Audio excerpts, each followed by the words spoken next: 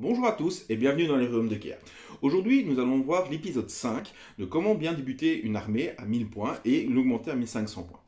Pour cet épisode-ci, nous allons descendre dans les abysses de Age of Sigmar avec les Idoneth Deepkin. Donc, la vidéo va se dérouler comme ceci. Je vais d'abord vous présenter l'historique des Idoneth Deepkin, vous présenter un peu comment ils combattent, comment leur société est construite. Et après, on va passer évidemment aux listes d'armées, vous montrer un peu les combos que je vous propose. Et à partir de là, vous pourrez faire vos propres armées, vos propres combos à vous. N'hésitez pas. Du coup, en commentaire, si jamais vous avez des listes que vous voulez me partager, vos avis sur mes listes, vos avis sur la vidéo, je réponds à tous les commentaires. N'oubliez pas aussi le petit pouce bleu, l'abonnement, ça permet d'aider beaucoup la chaîne, ainsi que de partager la vidéo, d'activer la petite cloche pour, comme ça, dès qu'une de mes vidéos sort, vous pourrez la voir directement. Alors, qui sont les Idoneth? En fait, les Idoneth, ça vient des Haut Elfes. Donc les Haut Elfes, en fait, du monde qui fut, donc du monde de Warhammer Fantasy. En fait, lors du End of Time, donc la fin des temps, il y a eu une grande guerre sur l'île d'Ultuan, où il y a eu presque tous les elfes ont été éradiqués. Et certains elfes qui habitaient sur les côtes, en fait, priaient un des dieux du panthéon elfique, qui s'appelait Manad, qui était le dieu de la mer et le dieu des océans. Ce dieu-là, en fait, pour protéger tous ceux qui le priaient, donc, en fait, il récupéra toutes les âmes des elfes qui moururent lors de cette guerre, qui le prièrent, en fait, et partit dans les fonds des océans pour pouvoir se cacher, et cacher, en fait, toutes ces âmes de Slaanesh. Donc, Slaanesh, on sait très bien qu'il adore l'âme des elfes. C'est le mets le plus délicat et le meilleur pour lui. Et lors de cette guerre, évidemment, il s'est rassasié. Il a mangé toutes les âmes de tous ces elfes qui mouraient. Et Manad voulut protéger, en fait, tous ces elfes qui le priaient. Mais lors de la cassure du monde, donc lorsque le monde qui fut brisé, en fait, et détruit, donc les océans tombèrent dans cette destruction et révélèrent à Slaanesh que beaucoup d'âmes elfiques n'avaient pas encore été mangées. Et c'est comme ça, en fait, que Slaanesh les découvrit et mangèrent ses âmes en dernier. Alors, c'est important de savoir qu'ils mangèrent ses âmes en dernier. Vous allez voir pourquoi. Donc, pendant l'âge du chaos, donc, Tyrion et Teclis, donc, qui étaient devenus des demi-dieux, des dieux elfiques pendant Age of Sigmar, en fait. Donc, l'ère du chaos, c'est le début d'Age of Sigmar.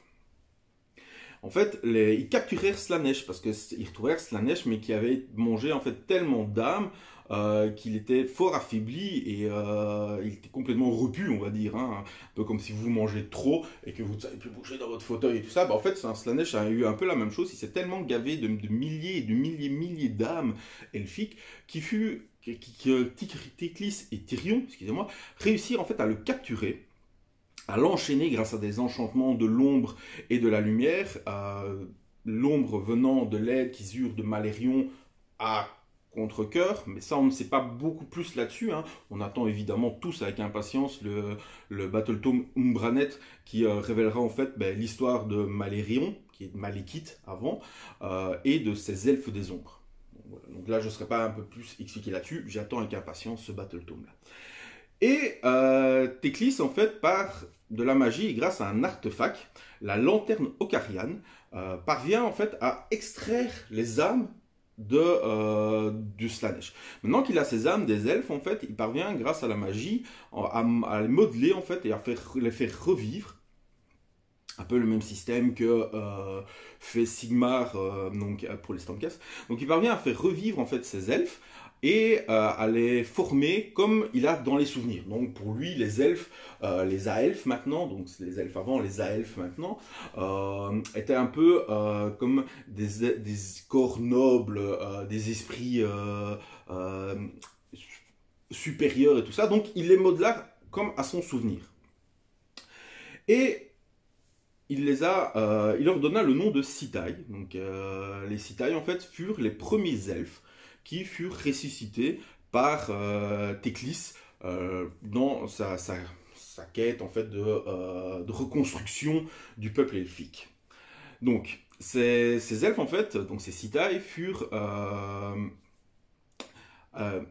comment dire, furent éduqués, voilà, éduqués par Théclis, qui leur a appris en fait l'histoire ancienne, donc tout ce qui s'était passé avant, qui leur expliquait en fait les ennemis de maintenant, donc comment ça s'est passé, pourquoi ils sont sur les royaumes, qui sont leurs ennemis, qui est le chaos, et ainsi de suite.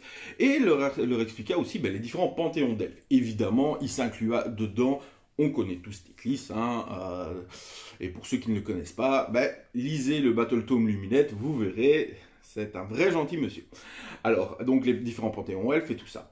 Mais Théclis, comme je vous expliquais, hein, c'est un très gentil monsieur, qui avait des doutes en fait sur la pureté totale des âmes des elfes revenus, et il eut peur qu'elles ne soient perverties par Slaanesh.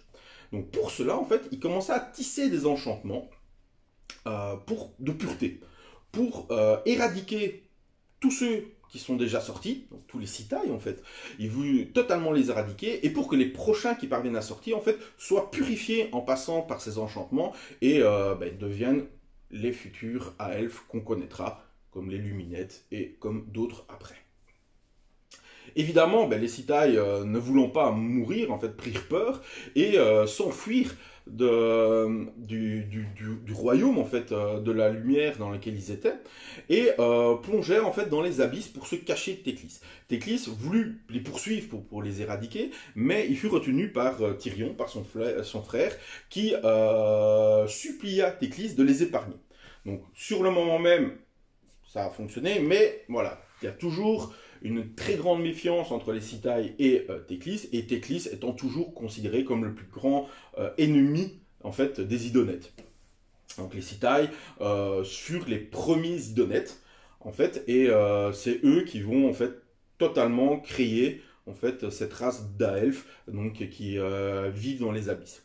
Ils ont pu en fait commencer à respirer dans les abysses grâce en fait à toute la magie que Théclis leur avait appris, et en fait ils ont parvenu grâce à des sorts et à des enchantements à pouvoir respirer dans les abysses, donc à respirer sous l'eau, et au fur et à mesure que des générations passent en fait, c'est devenu quelque chose de inné pour cette race-là. Mais ils ne partirent pas, ils ne s'enfuirent pas sans rien. Ils réussirent quand même à voler la lanterne Okarian, qui est un artefact qui aurait pu, pour Théclis, en fait, pouvoir les retrouver. Et donc, pouvoir les recapturer et les détruire, en fait. Donc, quand ils partirent de Théclis, hein, du royaume, de la lumière, donc ils s'enfuirent avec cette lanterne qui parvient à cacher dans la plus profonde, en fait, fosse des abysses, qui fut gardée par les plus bizarres, les plus monstrueux, en fait, monstres abyssaux, les plus cruels, qui restent vivre là en bas et qu'on ne voit pas à la surface. Je pense, heureusement pour les différents royaumes, qu'on ne les voit pas revenir à la surface. Donc voilà un peu l'histoire de base, en fait, des Idonettes. Mais une fois que les centaines d'années passèrent, donc on arrive à l'âge de Sigmar et aux âges suivants, donc à l'heure actuelle, en fait, les différents Sitaï se sont séparés. Ils ont créé des différents conclaves. Et ces conclaves, en fait, vont vraiment avoir des systèmes de vie totalement différents et totalement en adéquation. Mais, donc, le dernier des Sitaï, en fait, il y a toujours toutes ces conclaves et un Sitaï qui gouverne tout, en fait. Donc, si vous voulez, vous avez différents conclaves et un haut roi. Et à l'heure actuelle, en fait, il reste le haut roi et le tout dernier Sitaï qui vit. Donc c'est Volturnos. Donc Volturnos en fait va complètement diriger le monde des Idonettes, mais chaque conclave qui est parti dans les abysses près de chaque royaume, qui va refléter leur façon de se battre, leur caractère, donc qui se sont forgés à ce moment-là. Je prends l'exemple de Fouettan qui est un conclave très violent,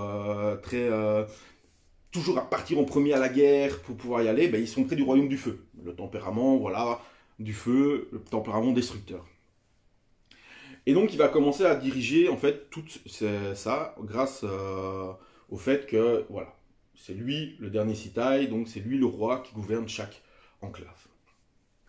Voilà, donc ça c'est un peu l'historique des Idonettes. Évidemment, je n'ai fait que jeu de mots, la surface. Je n'ai pas plongé dans les abysses pour tout vous raconter. Hein. Vous savez que j'aime bien que vous découvriez vous-même. D'ailleurs, donc autant ce bouquin-là est génial pour l'historique.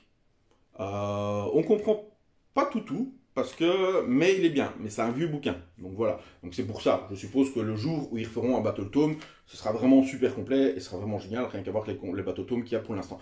Voilà, donc déjà l'historique là-dedans est totalement génial, mais, je vous conseille que vous aimiez l'historique des of Sigmar en général, que vous aimiez les Idonettes, les Daughter of Cain, les Stormcast, les Free People, le Chaos, tout, en fait, en termes général, tout. Moi, je vous conseille ce bouquin-ci. Je suis en train de le lire, donc je ne suis pas encore à la fin de l'histoire, hein, mais chaque page, je la dévore, vraiment, et vous en apprenez beaucoup sur les Idonettes dedans. Une chose qu'on apprend sur les Idonettes, c'est leur façon de combattre. Et ça, je vais vous l'expliquer. C'est pas un spoil, donc voilà, je vous l'explique. Donc en fait, les Idonettes combattent grâce à un déchaînement de l'éther-mère. Donc en fait, ils vont déchaîner l'éther-mère qui va permettre que leurs créatures vont pouvoir combattre sur la terre ferme, en fait, des royaumes. On se demande toujours, ouais, mais comment le requin, il est dans les eaux, il est dans les abysses, mais comment il se bat? Vous voyez, on a toujours vu ça, on a vu les figurines, elles sont belles, mais comment il se bat? En fait, ils se battent grâce à l'éther-mère. Donc l'éther-mère, c'est une mer d'éther, donc invisible, mais qui permet en fait à toutes les créatures marines de pouvoir se déplacer sur terre et dans les royaumes. Et en fait, le système de combat, en fait, des Idonettes va suivre un système de marée, tout simplement. Et ce qui est intéressant, c'est que ça, c'est l'explication niveau fluffique, donc niveau historique, mais on va aussi le retrouver dans les règles. Et ça, c'est très intéressant.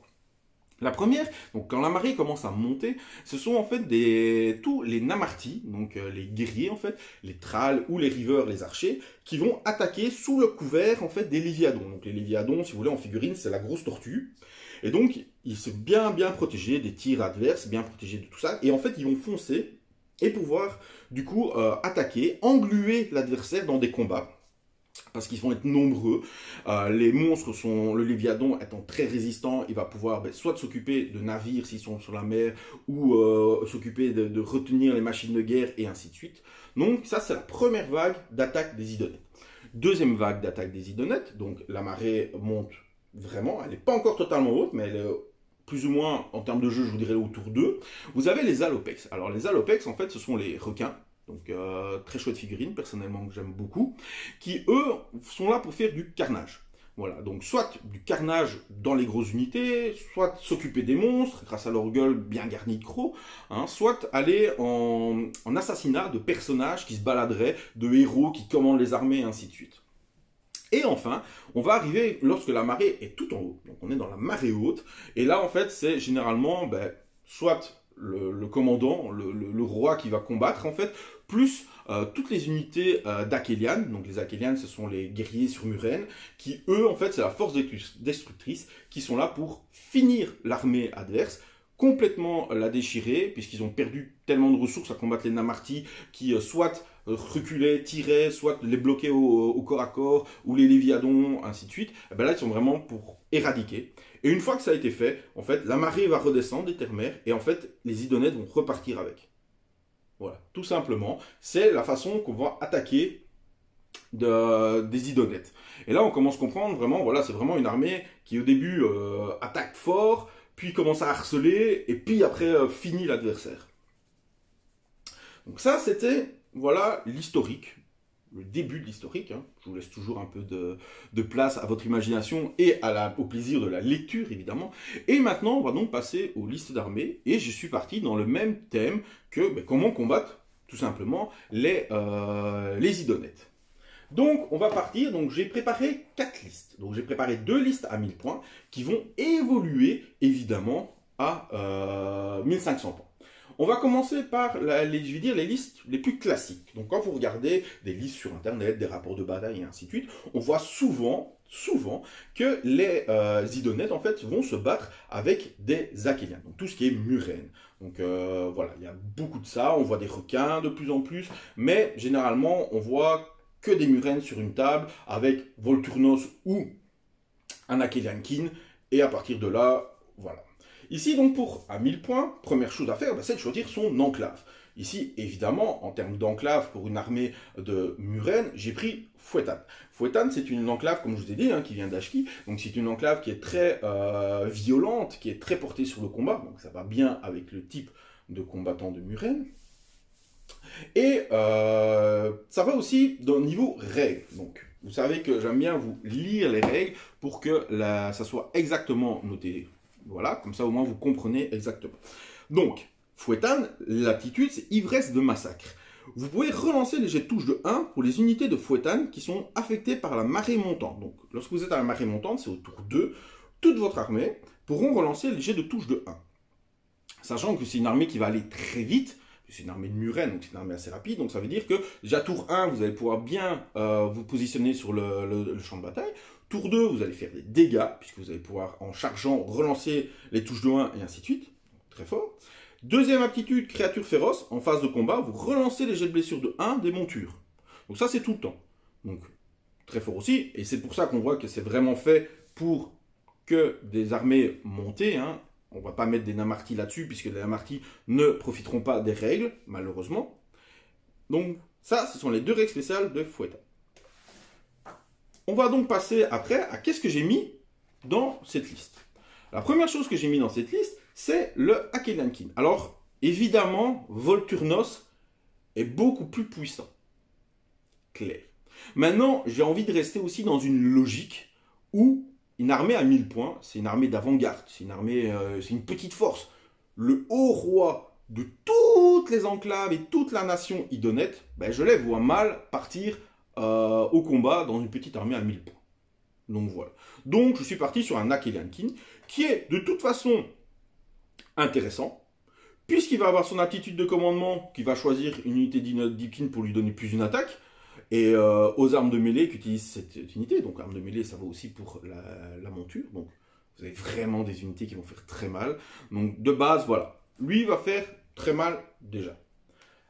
Alors, je vous laisse évidemment le choix des artefacts et des traits de commandement, parce qu'il y en a beaucoup, c'est vraiment au choix. Il y a plein de styles différents, donc je préfère vous le laisser. Vous allez voir qu'il y a juste sur une des listes que là, j'ai vraiment mis un artefact bien précis, parce que c'est voilà, parce qu'il va falloir pour ce personnage-là. Alors, qu'est-ce que j'ai mis en unité? Ben, je suis resté toujours dans la même logique. Hein, donc, Fouettan, c'est des montures qui vont faire très mal. Donc, je suis parti sur les Akhelian Guard. Donc, les Akhelian Guard, il y en a deux différents. Vous allez avoir les Morsars et les Ishlan. Les Morsars sont ceux d'attaque. Donc là, je suis parti sur une unité de 6. Alors, vous pouvez faire deux unités de trop aussi, ça fonctionne, il n'y a pas de souci, c'est les mêmes points. Voilà, moi je suis parti sur une unité de 6 pour avoir vraiment une bonne grosse unité et profiter, que toute l'unité profite du plus 1 en attaque. Et donc voilà, c'est une unité qui va quand même à du 14 pouces, qui en font très très mal, ils ont beaucoup d'attaques, les Muren font beaucoup d'attaques aussi et font très mal, hein. C'est à chaque fois des dégâts D3 et ainsi de suite. Et surtout, une fois par partie, ils peuvent décharger leur lance. Comment ça fonctionne? Donc une fois par bataille, au début de la phase de combat, vous pouvez décider de décharger les lances choc de l'unité. Lancez un dé par figurine de l'unité. Donc là, vous lancez 6 dés.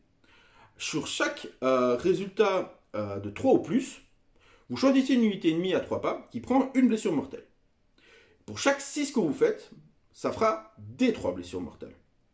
Déjà, ça, c'est quand même super fort. Parce que c'est plein de BM, vous faites assez mal grâce à ça.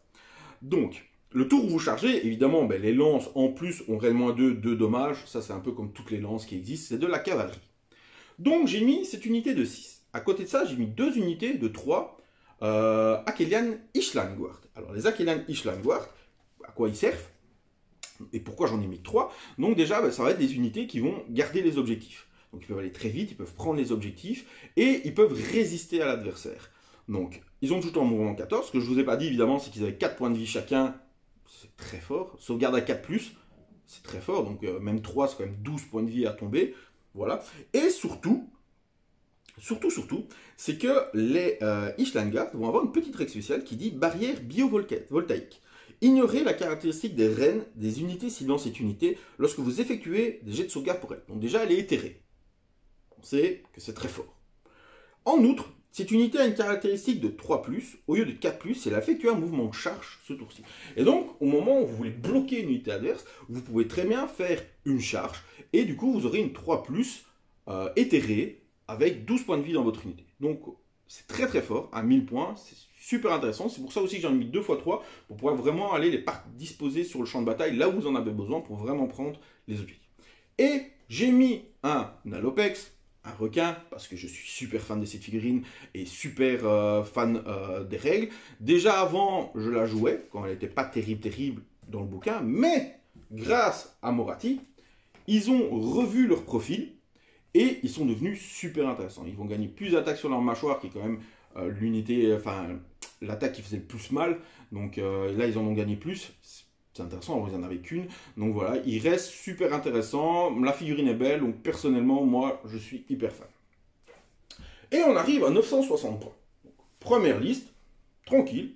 Vous avez 12 murènes, un boss et un requin. C'est cool. On va passer à 1500 points. Qu'est-ce que j'ai mis à 1500 points? Alors, j'ai mis toujours la même chose. Donc j'ai toujours mon King, j'ai toujours mes 6 Morsarguard, mes 2x3 Ishlangard, et j'ai toujours un Alopex. Là, en fait, ça a été simple. J'ai rajouté un Alopex pour en avoir deux. Là, de nouveau, vous les mettez soit ensemble, soit séparément. Ensemble, j'aime bien parce qu'ils profitent vraiment du coup du bonus de plus une attaque de Lucky Lanky. Donc ça, c'est vraiment intéressant. En deux, c'est toujours au niveau mouvement. C'est un jeu de mouvement, c'est un jeu de prise de position, donc c'est toujours aussi intéressant. Vous avez les deux figurines, hein, testez l'un, testez l'autre, ça ne changera rien. J'ai rajouté un Akelian Léviadon. Alors, pourquoi j'ai rajouté un Léviadon? Parce que ces règles ont changé. Les règles du Léviadon ont complètement changé dans Moratti. Déjà, et ça c'est intéressant, c'est vrai que je n'ai pas mis aussi pour l'Akelian King, hein, c'est que vous avez des traits de monture maintenant. Donc, traits de monture pour le Deepmere, donc qui est la monture du l'Akelian King, et des traits de monture pour le Léviadon. Il y en a 3 de chaque côté qui sont vraiment intéressantes. Et ça va rajouter vraiment un boost aussi à vos unités. Surtout pour le Léviadon. Et hop, excuse-moi. Et le Léviadon, en fait, va avoir changement de sa règle. Sa règle, en fait, elle avait le tambour du néant, qui disait qu'en fait, toutes les unités qui étaient dans un rayon de 12 pouces d'aile étaient à couvert. Ce qui faisait double effet avec le premier niveau de la marée, en fait, parce que la marée, au premier niveau, c'est vrai que je ne vous ai pas expliqué la marée. La marée, au premier niveau, va vous donner un sauvegarde de couvert. Au deuxième niveau, va vous dire que vous pourrez courir et charger ou tirer. Au troisième niveau, et ça c'est vraiment le plus important aussi, et là on revient sur le fouettan qui est intéressant, parce que le fouettan au tour 2, vous relancez tous vos jets de touche de 1, et au tour 3, toutes vos unités frapperont en premier au corps à corps. C'est-à-dire que c'est vous qui allez pouvoir choisir les unités qui frappent, et puis votre adversaire va pouvoir choisir ces unités qui frappent. Aussi bien pendant tout le tour round 3, donc ça veut dire aussi bien pendant votre tour que votre tour de votre adversaire.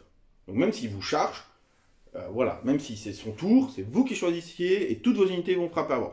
Donc ça c'est, voilà, donc la marée est vraiment intéressante et lui permettait à la premier tour que toutes les unités dans un round de 12 pas, en fait, avaient couvert. Mais ça faisait double emploi avec le premier tour, puisque voilà, et au final, au deuxième tour, au troisième tour, vous étiez déjà au corps à corps, vous n'aviez plus spécialement besoin du couvert. Et ici, ils ont changé ça, mais changé ça vraiment intelligemment. Donc la règle devient ajouter 1 au jet de sauvegarde pour les attaques qui scient les idonettes Deepkin, amis ayant une caractéristique de bravoure de 8 ou moins et étant entièrement à 12 pas au moins d'un ou plusieurs léviadons. Donc plus 1 à la sauvegarde d'armure. Plus 1 à la sauvegarde d'armure. Donc ça, là, ça peut se compléter par exemple avec le tour 1 où vous êtes sous le couvert. Donc c'est-à-dire qu'au premier tour, par exemple, dans un rayon de 12 pas, vos Ishlangard pourraient avoir une 2+, totalement éthérée. Au premier tour. Au premier tour, c'est moins embêtant, mais ça fait toujours mal.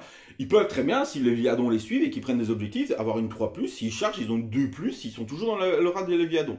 Et donc, voilà. Et ça va aider aussi, vous verrez, dans l'autre liste, les Namartis, parce que les Namartis, leur grosse faiblesse, c'est leur armure, c'est la résistance. Et bien là, ils vont pouvoir être super intéressants avec des Léviadons. Donc le Léviadon devient vraiment intéressant.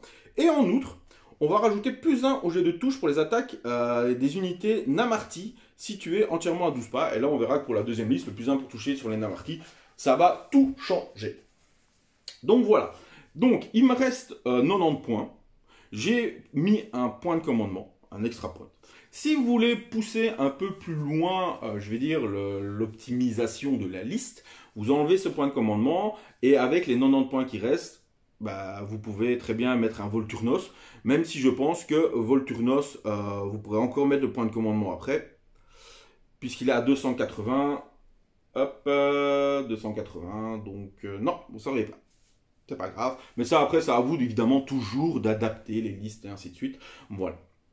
Ça, c'était pour la première liste. On va passer à la deuxième liste. Donc, vous l'aurez compris, je vais parler des Namartis. Les Namartitrales, donc les combattants elfiques, donc, voilà, qui sont à pied. Pour jouer ça, on va partir dans un conclave bien précis. On va aller dans Morfan. Donc Morfan, c'est un conclave un peu sombre en fait, un peu ombrageux, qui va bien avec le caractère même des Idonètes. Et qu'est-ce qui va aider en fait ce conclave? Eh bien en fait, je vais l'expliquer après parce que je vais vous expliquer d'abord le héros que j'ai mis. Parce que le héros que j'ai mis va faire en fait toute la synergie de cette liste. En fait, j'ai mis un Isharan Soulrender. Qu'a fait l'Isharan Soulrender? En fait, l'Isharan Soulrender, il va avoir une règle toute spéciale, donc qui s'appelle l'heure de lumière. L'heure de lumière, c'est à la fin de votre phase de déroute, choisissez une unité de Namarti ami entièrement à 12 pas au moins de lui et lancez un des 3. Replacez autant de figurines tuées de l'unité que le résultat. Donc, c'est un soigneur. Il va ressusciter des figurines. C'est le gardien des armes, en fait. Il va, hop, non, l'arme repart, non, hop, et tu reviens, regarde le corps et recommence à combattre. Donc voilà, une sorte de nécromancien à elfe. Donc, tout va se baser là-dessus. Et c'est à partir de là, en fait, qu'on va avoir, tu vas comprendre pourquoi j'ai mis tout ça. Parce que du coup, Morfan, qu'est-ce que ça fait? Eh bien, c'est l'aptitude adepte de la magie des âmes, qui fait que lorsqu'un Isharan Soulrender de Morfan utilise son aptitude l'heure de lumière, ajoutez 3 au nombre de figurines ressuscitées. Et là, du coup, au lieu d'avoir un D3, on a D3 plus 3. Ce qui fait qu'on peut ressusciter entre 4 et 6 figurines de votre unité qui sont mortes à la fin de votre phase de jeu. Ça, c'est super intéressant.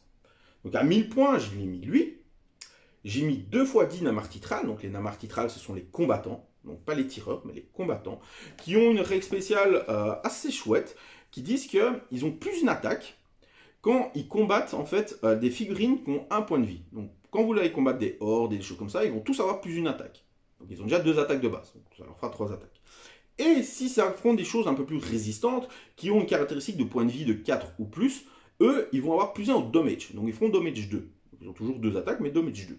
Sur un profil de 2 attaques, 3+, reine -1, eh ben, ça peut être pas mal, ça peut s'en sortir contre à peu près tout. Là où c'est le souci, comme je vous expliquais, c'est la sauvegarde à 5+. Mais on verra que ça peut très bien être soulagé. J'aurais mis aussi 2 fois 10 Namarti River. Donc les Namarti River, c'est la version tir des Namarti, qui, eux, vont avoir 2 styles de tir différents. Alors, un style de tir à 18 pas, qui va faire un tir, 4+4+, pas de reine, un dommage, ou à 9 pas, qui vont faire 3 tirs, 4+4+, pas de reine, un dommage. Ils ont mouvement 8 et ils peuvent courir, ils peuvent relancer leur jet de tir, leur jet de course, excusez-moi, je vais y arriver. Ils peuvent relancer leur jet de course. Donc voilà, donc ils sont quand même, c'est une unité qui sera quand même très rapide, qui peut faire des bons tirs, voilà. Tous ces petites unités viennent surtout parce qu'on va pouvoir mettre en fait un bataillon. Et le bataillon, le Namarti Corps, qui fait que le Isharan Soulrender, qui utilise sa capacité l'heure de lumière, donc vous vous souvenez, la capacité qui fait D3, +3 grâce à Morsan, pour ressusciter, en fait il ne lance pas le D3, c'est automatiquement 3. Et donc à 1000 points, vous avez un personnage qui à la fin de la phase de bravoure, va pouvoir ressusciter 6 figurines dans une unité. Et ça, je trouve ça super fort, à petit format, c'est vraiment pas mal. D'où le fait que, c'est pour ça que je l'ai dit, c'est lui qui va avoir un artefact que j'ai vraiment choisi, qui est le Cloud of Midnight, qui fait que lors d'une phase, une fois par bataille, vous pouvez dire que lors de cette phase-là, il ne peut pas être attaqué, il ne peut pas être pris pour cible, il ne peut pas être pris pour cible pour des sorts et tout ça. Donc il sera invincible pendant ce tour-là, mais lui, la même chose. Il ne pourra pas utiliser de capacité, il ne pourra pas utiliser de sorts, il ne pourra pas frapper. Ce qui n'est pas grave. Voilà, si vous le sentez qu'à un moment, il va mourir, hein, que voilà, il s'est fait charger ou quoi, à la phase de corps à corps, vous faites « Ah, j'utilise ma carte de minuit », il ne se passe rien, et comme ça, moi après, je peux me barrer, je peux faire des trucs, voilà. Donc, le bataillon est très intéressant, ça vous apporte aussi un petit point de commandement, on sait bien que c'est super intéressant, les points de commandement. Et en dernier, dans cette liste, j'ai mis un Léviadon. J'ai mis un Léviadon, donc du coup, je vous ai expliqué là tout de suite ce que ça faisait, et ça veut dire que tous vos Namarti ont +2 à la sauvegarde d'armure au premier tour, donc +1 parce qu'ils sont à couvert, et +1 s'ils sont près du Léviadon. 12 pas du Léviadon, le Léviadon c'est quand même une grosse figurine, donc il y a moyen, sur des petites tables, parce que n'oubliez pas qu'à 1000 points, on va jouer sur des tables plus petites, ça peut être vraiment pas mal. Et avoir une 3+ au premier tour, bah, vous allez déjà être un peu plus résistant. Après, si vous avez des unités qui vont un peu plus au corps à corps, ben hop, le Léviadon peut suivre, parce qu'il fait très mal au corps à corps, et surtout qu'il va leur donner du coup une sauvegarde à 4+. Et n'oubliez pas qu'il va aussi donner +1 au jet pour toucher. Et du coup, les nains architrales, quand ils frappent au corps à corps, ils vont taper sur du 2+, 3+. Donc voilà. C'est vraiment pas mal, ça peut faire des dégâts. En plus, ça vient, vous avez 2 postes, puisque Léviadon n'est pas dans le bataillon, mais ça peut être intéressant. Cette armée, on va l'augmenter. Hop, on va l'augmenter du coup à 1500 points, excusez-moi. Donc, qu'est-ce que j'ai mis à 1500 points? Ben déjà, j'ai mis la même chose, plus ou moins. Les 2 unités de Namartitral, au lieu d'être à 10, je les ai fait passer à 20. Donc, vous avez 2 x 20 Namartitral, 2 x 10 River. J'ai rajouté un Alopex parce que c'est un requin, parce que je kiffe ça et parce que c'est génial. J'ai toujours le Léviadon, j'ai toujours le bataillon, mais c'est dans les personnages qu'on va retrouver des choses un peu plus intéressantes. Dans les personnages, j'ai rajouté un nouveau Isharan Soulrinder. Isharan Soulrinder, le mec qui ressuscite, et ben hop, du coup, on va avoir... Par contre, lui, il n'est pas dans le bataillon, donc lui, ce ne sera pas 6 automatique. Lui, ce sera D3+3. Mais vu qu'on a 2 unités de 20, ben, c'est intéressant de pouvoir bien ressusciter les unités. Donc voilà, hop, le petit point de commandement du bataillon pour immuniser à la bravoure si vous en avez perdu 10, bam, je les ressuscite. Donc là, votre adversaire il va se demander, ah, mais comment je vais faire et tout ça. Donc, ça, c'est pas mal. Et j'ai mis Lotan, Lotan, le gardien des collectionneurs d'âmes. Donc c'est la figurine qui est géniale, parce que c'est la figurine du scribe avec le poulpe sur ses épaules qui le défend. Donc déjà, premièrement, la figurine est magnifique. Et deuxièmement, en fait, elle va avoir une petite règle spéciale qui va faire qu'il va ajouter +1 à la caractéristique de bravoure des unités de Dead Deepkin tant qu'elles sont entièrement à 12 pas de ces figurines. C'est pas mal. Mais, de plus, relancer les jets de touche de 1 pour les unités de Namarti entièrement à 12 pas au moins. Et donc là, on a vu que grâce à lui et au Léviadon, on va avoir des unités, donc 20 Namartitrales. Imaginez, ils arrivent tous au corps à corps. On imagine. De base, c'est 40 attaques. Ils peuvent passer à 60 si c'est contre des figurines à 1 PV. Mais on va dire de base, c'est 40 attaques. Et donc de base, grâce au Léviadon, ils vont toucher sur 2. Et grâce à l'Otan, ils vont relancer les 1. Et donc vous avez 40 attaques, 2+, relance les 1, 3+, Reine -1, un dommage. Et là, vous pouvez faire très mal. Donc vraiment, pas mal. C'est une petite armée qui arrive à 1500 points pile, mais que je trouve très intéressante et surtout qui change de comment on voit les armées idonettes pour l'instant. En fait. Au final, on peut voir qu'il y a d'autres moyens maintenant de jouer. Grâce au bouquin Moratti et à tout ce que ça a apporté pour les règles, mais je trouve vraiment que les idonettes ont vraiment eu un bon push. Ils étaient déjà forts avant, ils sont vraiment intéressants, mais c'est vrai qu'on voit tout de suite, ah ouais, mais on met plus de requins avec des murènes et tout, ça va devenir super fort. Oui, mais on peut faire aussi autre chose, parce qu'on voit que le Léviadon, par exemple, aide beaucoup les Namarti aussi, et donc on voit qu'on peut faire quelque chose aussi avec des unités Namarti qu'on avait très peu l'occasion de voir sur les tables de jeu. Donc voilà, donc... Les idonettes, c'est vraiment une armée qui, pour moi, visuellement, en termes de figurines, de modélisme, elle est magnifique. Ça, évidemment, je pense que ça rappelle à tout le monde Aquaman, donc déjà de base dans les comics et dans les films, dans le film qui est sorti où on peut vraiment s'imaginer des combats d'idonettes. Moi, quand je regarde la scène de combat sous-marine, avec les crabes, avec les cavaleries et sur requins et sur tout ça, moi je vois des idonettes, clairement. Donc voilà, c'était la vidéo numéro 5 sur les conseils pour commencer une armée. Donc n'oubliez pas le petit pouce bleu, le partage pour faire aider la chaîne à évoluer. Hein. On est passé les 520, donc c'est vraiment super à vous tous, je vous remercie. N'hésitez pas, ça me fait plaisir. Dans les commentaires, je vous réponds. Je sais que j'ai déjà eu plusieurs demandes pour les Stormcast, les Dispossèdes dans les City of Sigmar. Donc j'ai pas mal de demandes. N'hésitez pas à me demander encore, hein. J'ai pas, comme j'ai déjà expliqué, j'ai pas tous les Battle Tomes. Donc, pour le moment, je ne saurais pas faire tout le monde. Voilà, donc je le fais petit à petit. Mais voilà, je travaille sur le City of Sigmar parce qu'il y a quand même pas mal de règles, pas mal d'armées qu'on peut faire. Surtout grâce aussi à Moratti qui relance un peu une nouvelle cité. Je travaille sur le Séraphon. aussi, qui sera peut-être dans les prochains à sortir. Donc voilà, j'aimerais bien faire aussi Fléchiteur court, Stormcast et ainsi de suite pour vous répondre à tous. Donc voilà, merci de m'avoir suivi. On se retrouve bientôt pour de nouvelles aventures. Au revoir.